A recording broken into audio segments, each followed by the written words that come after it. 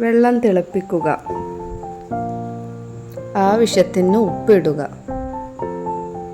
തിളച്ചു കഴിഞ്ഞാൽ ഈന്തുപൊടി ഇട്ട് കൊടുക്കുക. ആവശ്യാനുസരണം ഇട്ട് കൊടുക്കാം.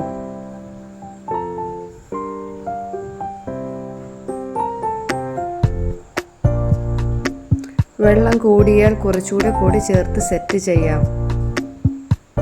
കുഴപ്പമില്ല. ഇളക്കി പാകമായി കഴിഞ്ഞാൽ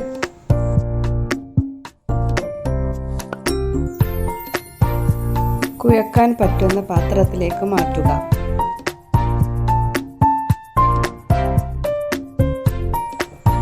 നന്നായി കുഴക്കുക.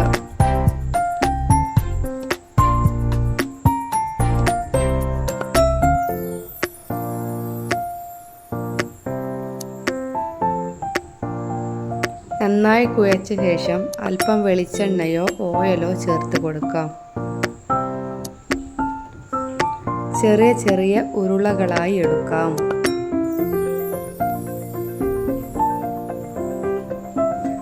അതിൽ നിന്നും ഒരു ഉരുള എടുത്ത് വൃത്തിയുള്ള സ്ഥലത്ത് വെച്ച് വീഡിയോയിൽ കാണുന്ന പോലെ ചെയ്യുക. നല്ലതുപോലെ ഒന്ന് നീളത്തിലാക്കി എടുക്കുക. എന്നിട്ട് കത്തി വെച്ച് ചെറുതായി മുറിച്ചു കൊടുക്കാം.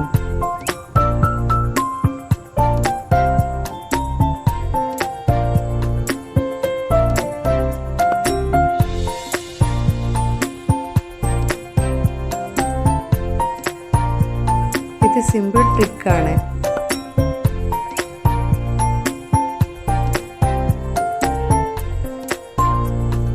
ഇതിൽ നിന്നും ഓരോന്ന് എടുത്ത്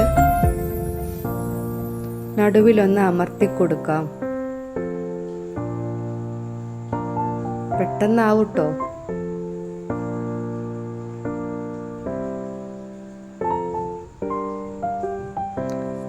അപ്പോൾ പിടി ഇവിടെ തയ്യാറായി കഴിഞ്ഞു. പിടി തിളപ്പിക്കാൻ ആവശ്യമായ വെള്ളം വെക്കുക.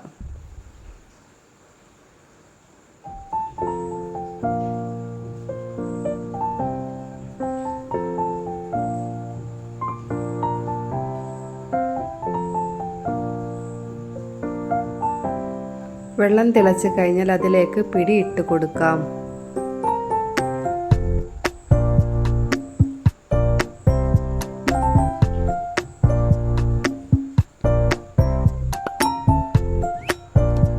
പിടിയാവുമ്പോഴേക്ക് നമുക്ക് ഇതിലേക്കുള്ള അരപ്പ് തയ്യാറാക്കാം. തേങ്ങ, ചെറിയ ഉള്ളി കുറച്ചധികം, വെളുത്തുള്ളി, ചെറുജീരകം, വലിയ ജീരകം, കറിവേപ്പില.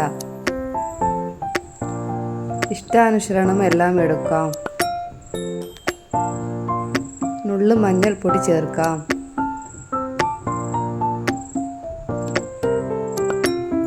നന്നായി ഇളക്കുക. ബ്രൗൺ കളർ ആവുന്നത് വരെ.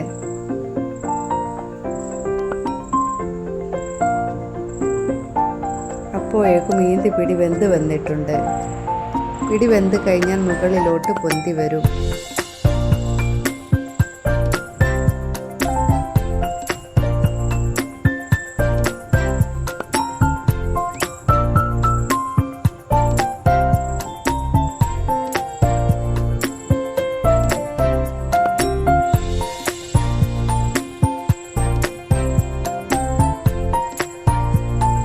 ഇനി ഊറ്റിയെടുത്ത് പാത്രത്തിലേക്ക് ഇടാം.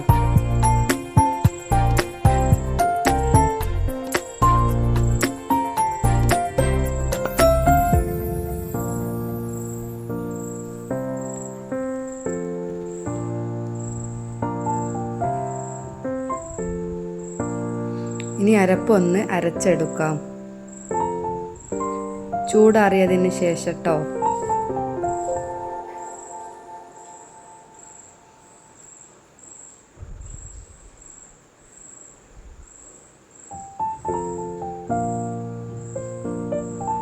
കുറച്ച് വെള്ളം ചേർക്കാം, അരക്കാൻ പാകത്തിന്. ചേർത്തില്ലെങ്കിലും കുഴപ്പമില്ല. വേവിച്ചു വെച്ചിട്ടുള്ള ബീഫിലേക്ക് പിടി ഇട്ട് കൊടുക്കാം. ബീഫോ ചിക്കനോ ഇഷ്ടത്തിനനുസരിച്ച് ചേർക്കാം. ബീഫ് ആദ്യം വേവിച്ച് വെച്ചതാണ്. നന്നായി ഇളക്കി യോജിപ്പിക്കാം.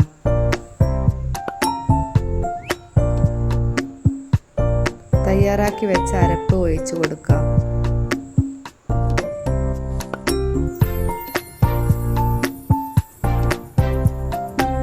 പിന്നെയും നന്നായി ഇളക്കുക.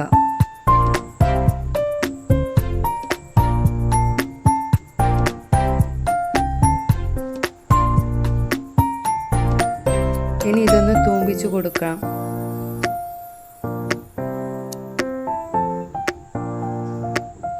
ചട്ടി വെക്കുക, വെളിച്ചെണ്ണ ഒഴിക്കുക.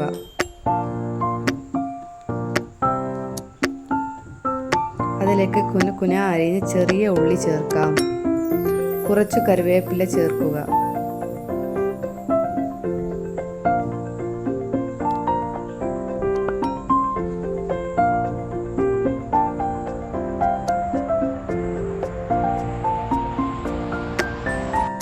തീ കുറച്ച് വെക്കുക, അല്ലെങ്കിൽ കരിയാൻ ചാൻസ് ഉണ്ട്.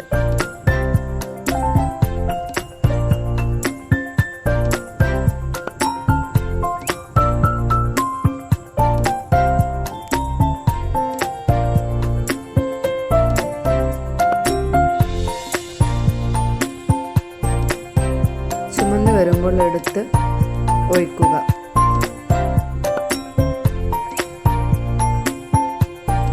ചപ്പ് ഉണ്ടെങ്കിൽ ചേർക്കാം, ഒന്നുകൂടെ ടേസ്റ്റ് കൂടും. എല്ലാം കൂടെ ഒന്ന് ഇളക്കി സെറ്റ് ചെയ്യാം.